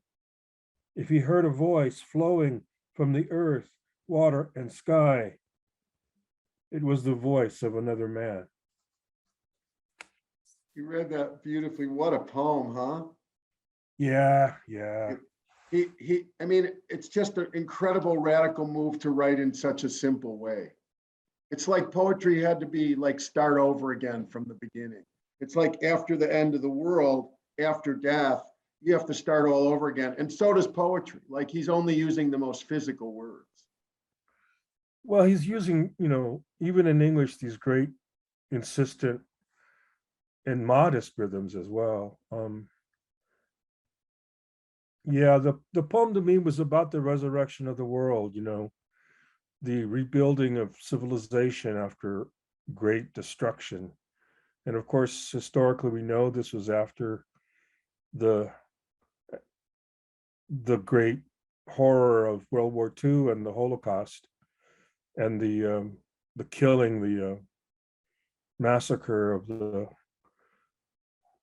warriors and poets in the Warsaw Ghetto. Yeah, I Poland always lost, admired it. yeah.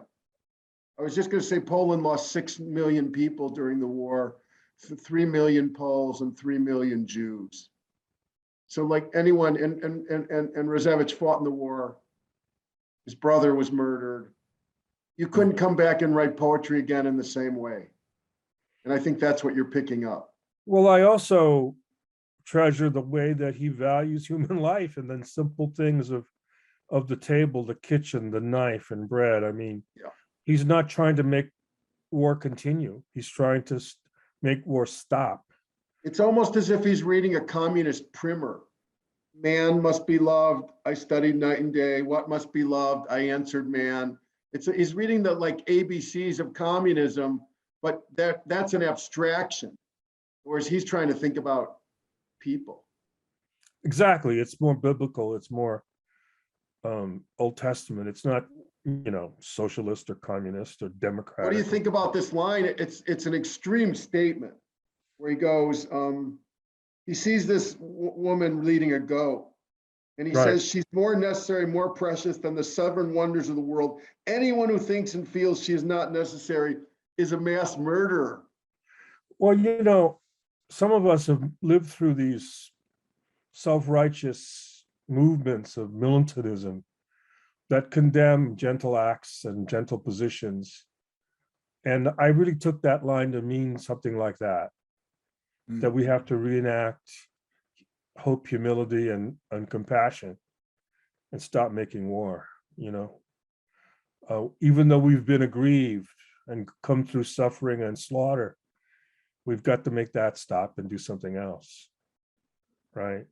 He also talks like Orpheus to nature, but there's a funny moment. I think it's funny where he goes, nice water, like he's petting the water. I read that when you wrote that, and I don't know if I really agree. I don't know what the Polish is like at all, but You're muted. I gotta say, I think it's a tenderness. I don't You think do? it's, Yeah. yeah. I think it's like a man stroking the head of a child. Uh-huh. I don't feel it that way. I get it.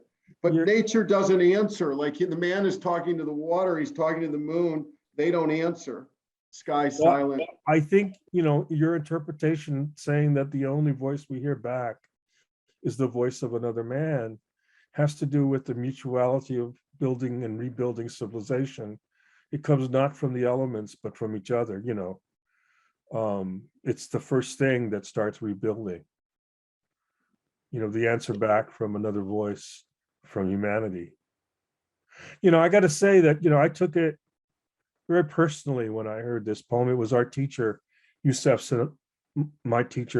our teacher, C.K. Williams, who read it to us aloud in the graduate workshop when we were MFA students at Irvine, and it just slayed me.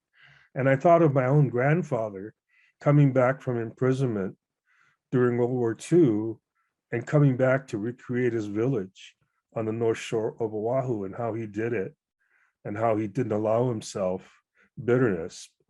And, the things he said to me as a child were very much like what Rozhevich says in this poem. So I was struck like lightning, when Charlie read it to us. Garrett, I want to just put in a plug here that you capture that moment incredibly in the poem Wartime Letters of Kubota, where if I remember one of the Kubota poems, he's writing from a detention camp. He writes to Rozhevich in real time. Is that? Well,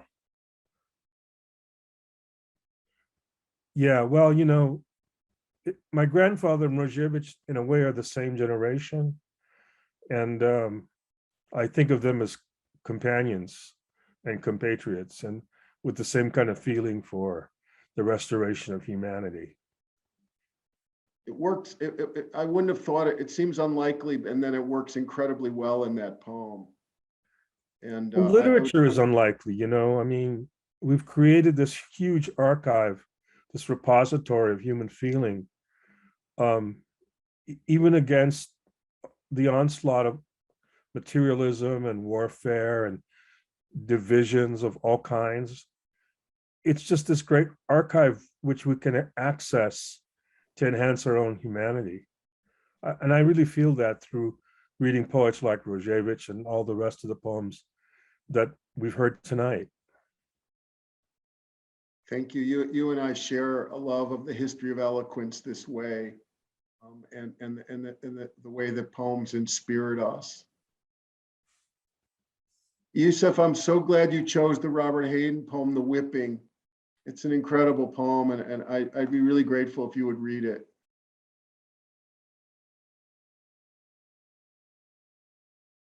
Okay, the whipping.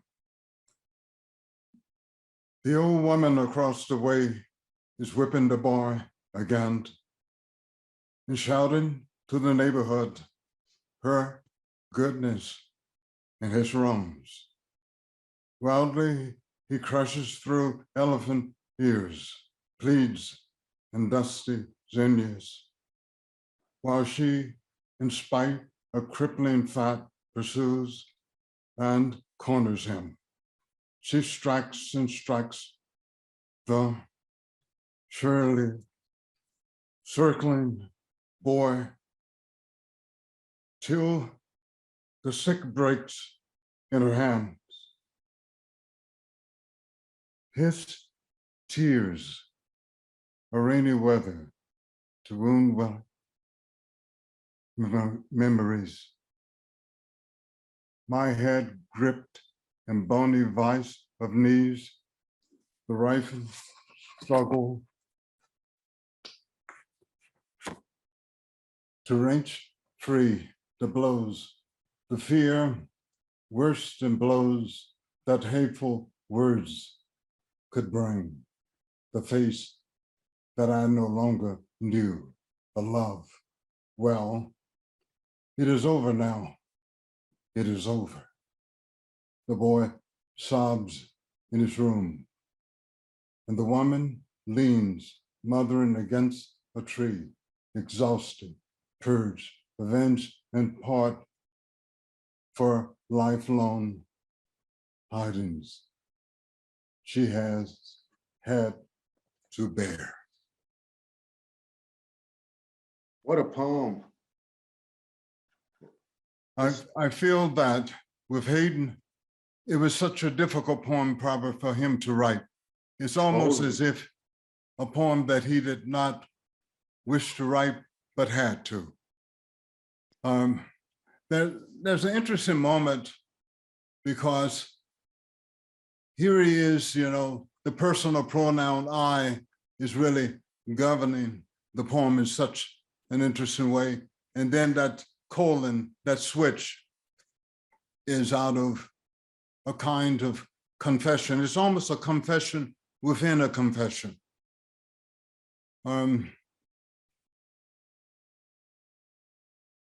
Structurally, it's an incredible, oh, go ahead, sorry. At first, with this poem, I thought it was happening some other place other than Detroit or Paradise Valley.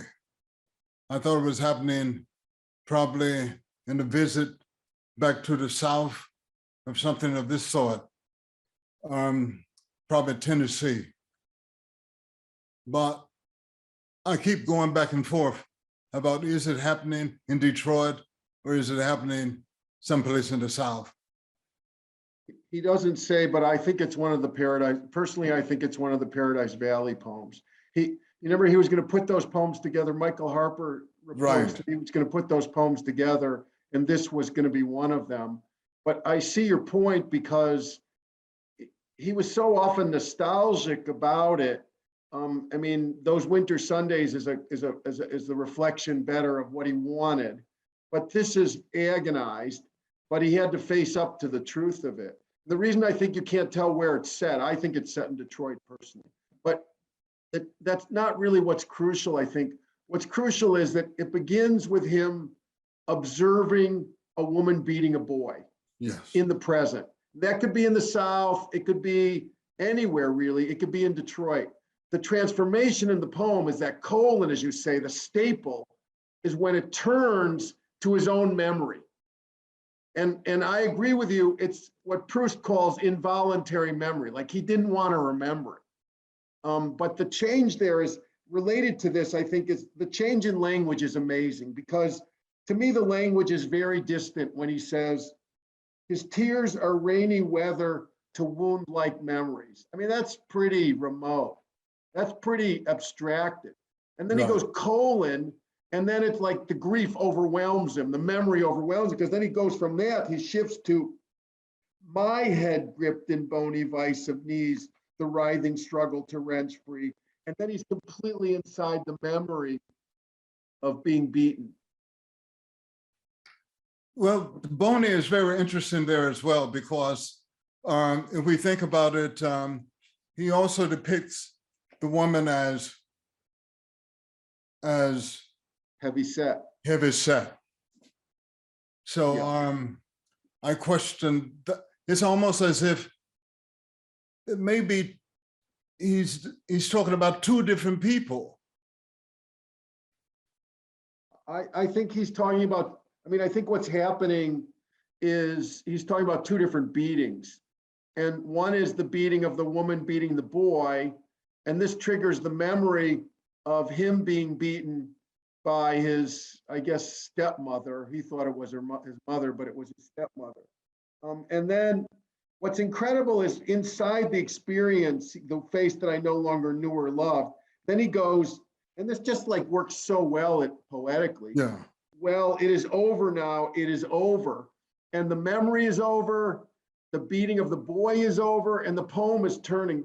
I just want to say that this is a Wordsworthian formula, that he got this, I believe Robert Hayden got this from Wordsworth. It's the structure of Tintern Abbey. It begins in the present, it turns to the past, and then it turns back to the present. But it turns back to the present with new knowledge because of what happened. And so the structure of this is so clever because he goes, it is over now, it is over. The boy sobs in his room. That's him. And it's also the boy he's watched being beaten. It's an incredible move. It's almost as if he's also talking to himself. Very much so. It's a kind of wishful thinking Very inside much the poem. so.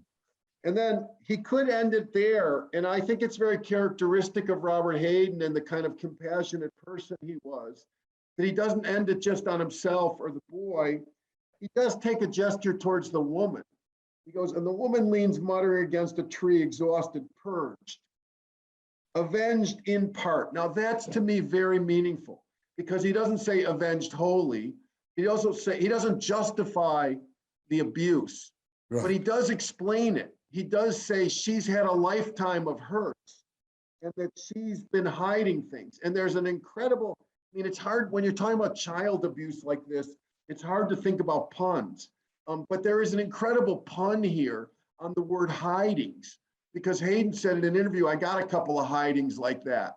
Like hidings is like you got beat and it was called a hidings, but also it's hiding like secrecy, like she's been keeping secret all the abuse that's been heaped on her in a lifetime of living, you know, in America.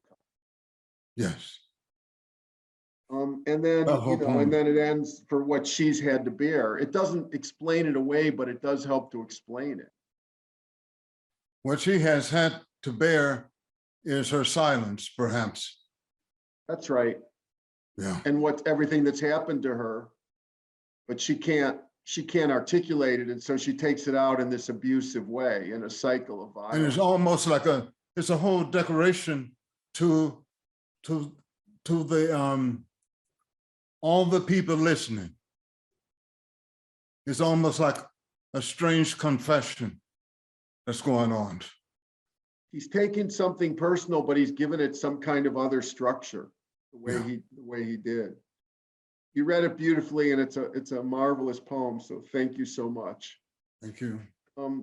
Naomi, I'm so glad you chose Dunya Mikhail's poem. The war works hard. If it's possible to have a funny anti-war poem, this is it.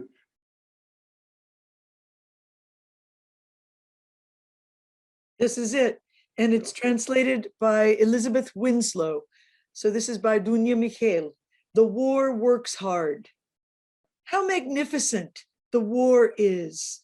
How eager and efficient. Early in the morning, it wakes up the sirens and dispatches ambulances to various places, swings corpses through the air, rolls stretchers to the wounded, summons rain from the eyes of mothers, digs into the earth, dislodging many things from under the ruins. Some are lifeless and glistening, others are pale and still throbbing. It produces the most questions in the minds of children. entertains the gods by shooting fireworks and missiles into the sky, sows mines in the fields and reaps punctures and blisters, urges families to emigrate, stands beside the clergymen as they curse the devil.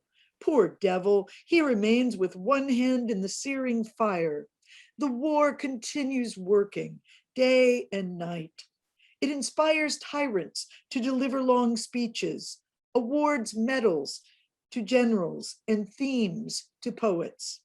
It contributes to the industry of artificial limbs, provides food for flies, adds pages to the history books, achieves equality between killer and killed, teaches lovers to write letters, accustoms young women to waiting, fills the newspapers with articles and pictures, builds new houses for the orphans, invigorates the coffin makers, gives grave diggers a pat on the back, and paints a smile on the leader's face. The war works with unparalleled diligence, yet no one gives it a word of praise. Would you say something about it as an anti-war poem? Well, I agree with your comments on this poem in the book so much. It's very hard to write such a wry, sly, comic poem about something so horrific and Stone Age that the world keeps loving to repeat in too many places, as if we can cheer when we're the victors and weep when we're on the wrong side of the wall or the line or whatever. I really thought about this poem recently when Colin Powell died. And I met Dunya Mikhail shortly after she came to the United States from Iraq at a conference ironically called Poetry of Resilience. And it was a beautiful, beautiful gathering in Western Massachusetts. And I was so touched by her gentility and light touch about the most difficult subjects. And, I think that she and I have met more times over the years. And I think one thing we would agree upon is that something that's been muffled in the current tragic era of war continuing in the Middle East always, and righteousness and so much tragedy, is that people forget the incredible humor of the Middle East. I just don't think that's something that's ever been talked about enough. And Eddie, my father always had this great desire for you to go all over the Middle East and read poems and talk about poems, because you were the funniest poet in the world to him. And I think that Dunya is drawing upon this great capacity for laughter and humor and standing back and being ironic and wry that I think is an attribute of many Middle Easterners of all different backgrounds. I'm really glad you said that. I was so amazed by the personification of this poem. And I wondered how Dunya got the idea. So I just thought, okay, we're friends. I just wrote to her and said, how'd you get the idea for this poem? And she told me the most amazing story, which I put into my piece, which I wouldn't have known, but you don't actually have to know this for the poem, but it does explain something. When she was in Iraq, she lived with the war the whole time, as a teenager. Her mother had a room they called the war room, and they would always go in it to protect themselves from the bombs. And she got the idea of just treating the war as any other worthwhile human activity. Yeah. And it takes personification to some kind of insane other level to give it all these human qualities. But I especially, of course, like the moment where she brings herself in and goes, "War gives themes to poets." Yeah. Yeah. And that heartbreaking line, the most questions in the minds of children, like more and more generations having to be born into this absurd cycle of righteous violence committed here, there, and everywhere. So I just appreciate that she was able to take this subject of tremendous tragedy and grief and do her gentle, light touch, which kind of reminds us about being human beings at the same time. I completely agree. And also, I would say that, it's a very long history of war poetry, but I'd never known one that was so funny and sardonic and human at the same time. But and so it's not didactic, but behind it is an understanding of a kind of devastation that is really, it's just more than one can bear to think about. And so she really kept her wits about her. Yeah. To write this poem. And I think yeah. To give it that wry twist and maintain the tone throughout. All the way through. Yeah, It's all the really- way through. It's wonderful. And her poems are so wonderful. I love her poems. So if anyone doesn't know them, look her up. Yeah, this is the title poem of one of the books, The War Works Hard, but this is a characteristic poem of hers. This strategy Yes. this is not the only time she uses this strategy. It's really, Right. it's She's really something. Terrific Plus poet. plus she was a reporter. Yeah. And there's always that sort of reportorial element behind it. So She's also taught junior high school, and that'll do it too. yeah. Sharon, I'm very glad you picked this poem by Toy, which is incredible, but I think we should warn people. It's an incredible poem. It is really, it is a shattering poem about sexual abuse. So just be prepared, everyone. Thank you so much, Eddie, for saying that.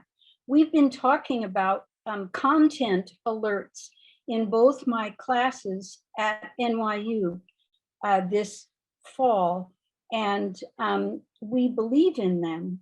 And we've been communicating with each other about those subjects that anyone around the table would like to know is on its way before it continues. And certainly sexual assault was the one that the most people mentioned. So this is a content alert for sexual assault. And it's also impossible for me. First, I wanna kiss the book. It's a great, great book, Eddie. And if there's a Toy Derricott poem anywhere around, I am going to want to read it. She is I was thinking of Athena, but I can't remember what Athena is the goddess of, but I can see Toy with, just about any laurel leaf tiara on her head. Pontoon for the broken. How many of us were fingered? A soft thing with a hole in it, a thing that won't tell, that can't. I forget how many times I was broken, a soft thing with a hole in it. Some remember, grateful it wasn't worse. I forget how many times I was broken. Someone faceless rolled on me like a horse. Some remember, grateful it wasn't worse. Some forget, but their bodies do inexplicable things. Someone faceless rolled on me like a horse. Sleepwalking, I go back to where it happens. Some forget, but their bodies do inexplicable things. We don't know when or why or who broke in. Sleepwalking, we go back to where it happens. Not wanting to go back, we make it happen. If we escaped, will we escape again? I leapt from my body like a burning thing. Not wanting to go back, I made it happen until I hold the broken one, hold her and sing.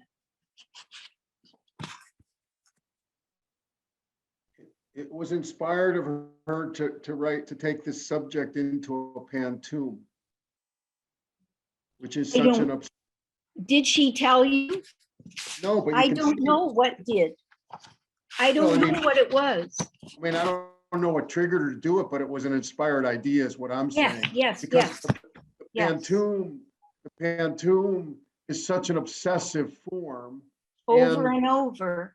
Yeah, over and over. And it also Yeah. keeps going, two of the lines repeat, so it keeps returning back. But what's really inspired tactically about the poem is that every time, it reminds me of Natasha's poem, every time the lines come back, they're changed. Yeah, And so they recur, but they're different. And this recurrence and different, I mean, Theodore Rutke thought that repetition was the heart of poetry. And the repetition here is sort of repetition with a difference.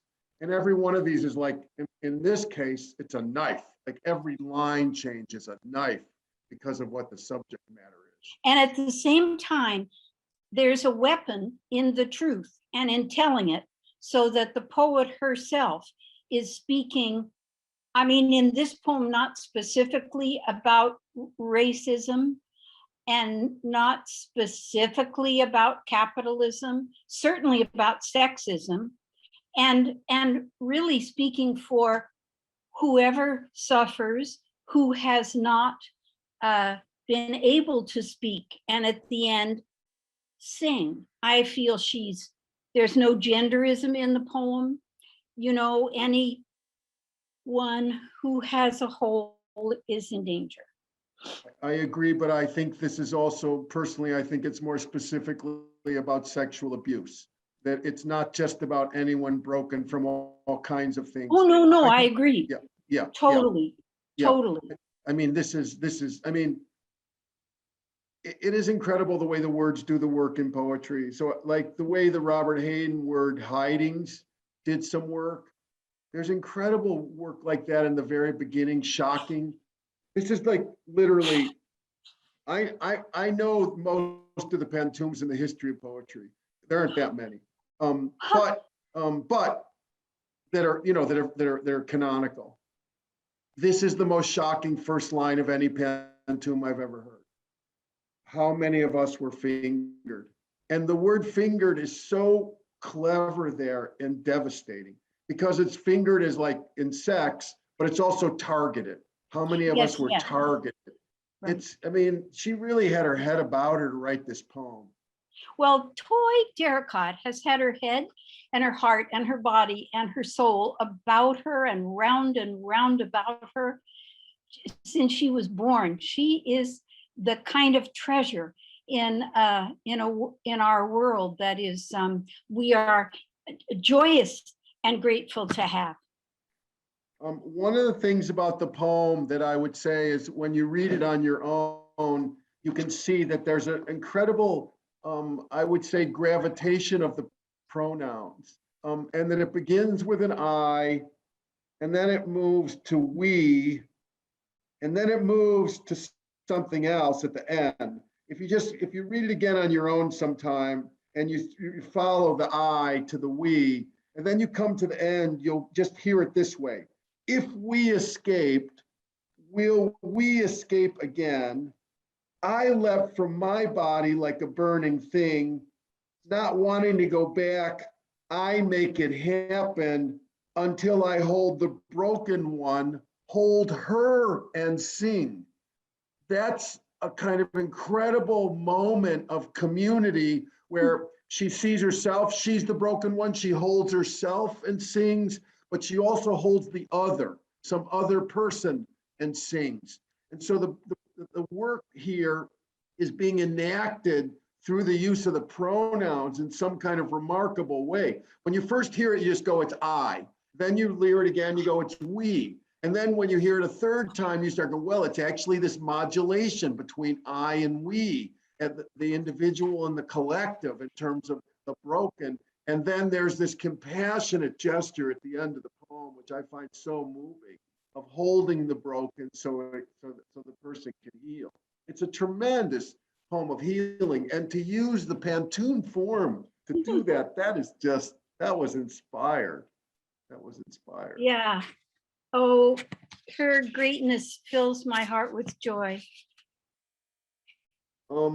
Natasha, would you read the Lucille Clifton poem? I feel we also should give a warning here, because this is a tremendous poem, but it is a lynching poem.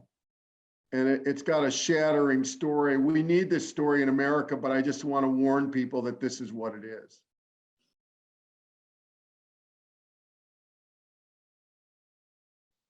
This is for Jay Bird. Jasper, Texas, 1998. I am a man's head hunched in the road. I was chosen to speak by the members of my body. The arm, as it pulled away, pointed toward me. The hand opened once and was gone. Why and why and why should I call a white man brother? Who is the human in this place? The thing that is dragged or the dragger? What does my daughter say? The sun is a blister overhead. If I were alive, I could not bear it. The townsfolk sing, "We shall overcome," while hope bleeds slowly from my mouth into the dirt that covers us all. I am done with this dust. I am done.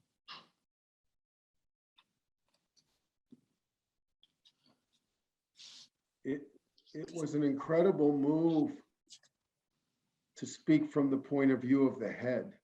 Mhm.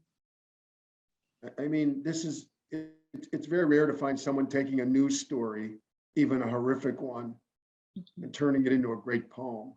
And I just want to point out the radicality of what Lucille Clifton is doing here, because it takes a move. I mean, she had to have an idea.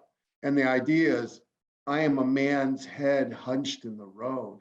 That's one of the most extraordinary, ruthless first lines I know of poetry. You know, I turn to this poem again and again. I think having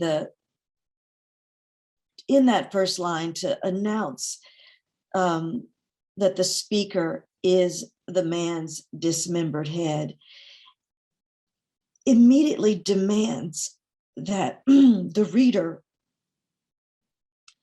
bear witness to something that we may rather turn away from.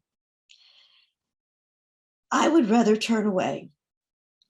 Every time I read it, I can't help but the part of my brain that imports what else I know from the accounts and the police report of this. That moment that his body hit a drainage culvert, and that is when his head came off. That is with me every time I read this poem. And yet I go back to it again and again. Because we have to see, we have to bear witness.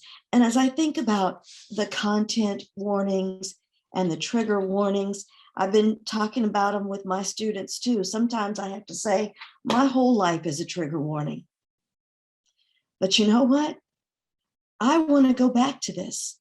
I want to be made to look at it again and again. And it doesn't re-traumatize me, but it makes me feel deeply so that I may bear witness rather than turning away. It's an incredible move to speak from the head. And then there is also incredible second line where she goes, I was chosen to speak by the members. And Like a delegation. Exactly. It's like members of a congregation or a delegation. But then it's by the members of my body. Mm-hmm. And the language is just doing an incredible work there. And so is the line break to drive this home. What do you think about this? There's really no consolation in the poem. There's the townsfolk sing, "We shall overcome," which usually you think of as like, that gives us a lot of hope. The poem specifically refuses that. Right. It isn't in those things that we find hope. I don't think that this is a poem without hope. The poem itself is an act of hope. To make a thing out of something that is such an atrocity, so horrific, the need to speak out against it, that's where the hope comes in. That somehow, if we pay attention, if we see it, if we don't turn away from it, that may change something, not simply the songs that we might sing to comfort us.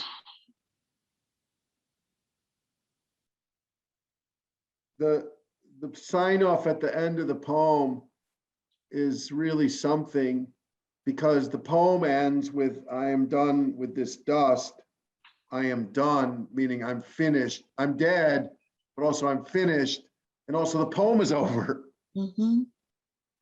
And also, I mean, how many of us are tired?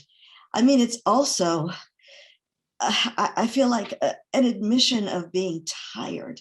Yeah, we're That worn we have out by tried yeah. again and again. It's like watching the last bit of air bleed from the mouth of George Floyd. It's tiring. We feel done. And yet, again and again, the head speaks. It's Orpheus as a real person, not a mythological story. I think it takes, incredible thoughtfulness. Well, I mean, and perhaps something risky, as you point out, because it is a real person. And I have students who are so wounded right now that they don't want to see any representations of anti-Black violence or the Black body in these kinds of states. And yet, what is the alternative? If we can't make art from it and look at it, then we're just going to stop looking at it. I'm with you 100% on this. And also, I think it's it took a real poet of extraordinary sense to not just write an elegy. I mean, that would have been fine to write an elegy for Jay Bird, or to write from Jay Bird's point of view, which is radical, but to write from Jay Bird's head. Yes. That's an unbelievable move. And it's risky too. It's not like automatic. It's not like it's automatically going to be okay to do that. No. It's very, very bold. I heard Lucille read this poem over the years so many times, and I would think that why that question, that not asking that question is what Lucille was done with. Yeah. That question was going to be asked. I'm so sorry, I keep butting in. No, it's I good. love you, Natasha. I miss you. I miss you. But you're right, that why and why and why, it could go on. And we could say a why for every single time that something like this has happened. Yeah. And then it turns into something rhetorical, like who's the human in this place? I mean, I think we know the answer to that. Because the human is certainly not the people doing the murdering, but the one who's murdered. And then, it reminds us this person had a daughter. It's a person. The story is steep here, and really, it's an extraordinary poem. I just want to say, yeah. I'm sorry, I was going to say, but of course, they're both human. And the thing about it is that in remembering that, we have to be reminded about the kinds of humans that we make in this country. Yeah. That these are other American humans who do this to American humans. At first, I thought the title was flat, Jasper, Texas, 1998. And then I decided it was inspired. Like Jasper is up on the left, and then in the middle, Texas, And then on the right, 1998, it's like, this happened in Mhm. this place, in this state, at this time. It's like, just like drives you 3 stakes through the heart. I mean, if then you to look go- at a log of lynchings, that's exactly how it's written. Here's one, Yeah. date, Yeah. place and date, just Yeah. at one after the other. Yeah, yeah.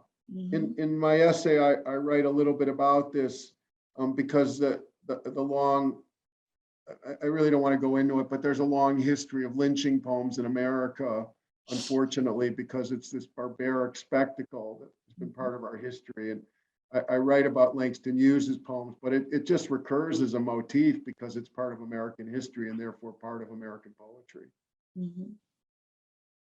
And this Anyway, is I'm really glad you chose this poem. It speaks to something which is important to me about the kinds of griefs that are being represented from something that is very wide. And that, I mean, what we've had tonight are 12 poems, each one different, each one very steep, each one beautifully made, representing a different kind of grief that's been transformed into a unique object, into something beautifully made. And I think that all the griefs are not the same. And the range of griefs that we're trying to encompass is part of what's human and part of the work that poetry does. It continues to reach out and articulate different forms of human experience, personal and social, historical and agonizingly individual. And I think these poems have this kind of conversation going on and a kind of commonality between the song of the self and the song of others. And I really, I love the readings tonight of everyone's own poems, but I also love the readings that you did of the other poems. And I had never heard you read the poems by the others, and I could hear your voice in theirs, and therefore I learned something more about the poems. So Joel's going to come on and say something about the Writer's Studio. Thank you to the Writer's Studio for hosting us.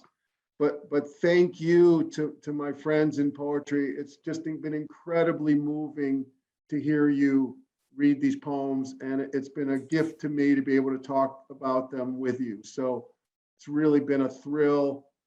I feel deeply moved. So thank you to everyone.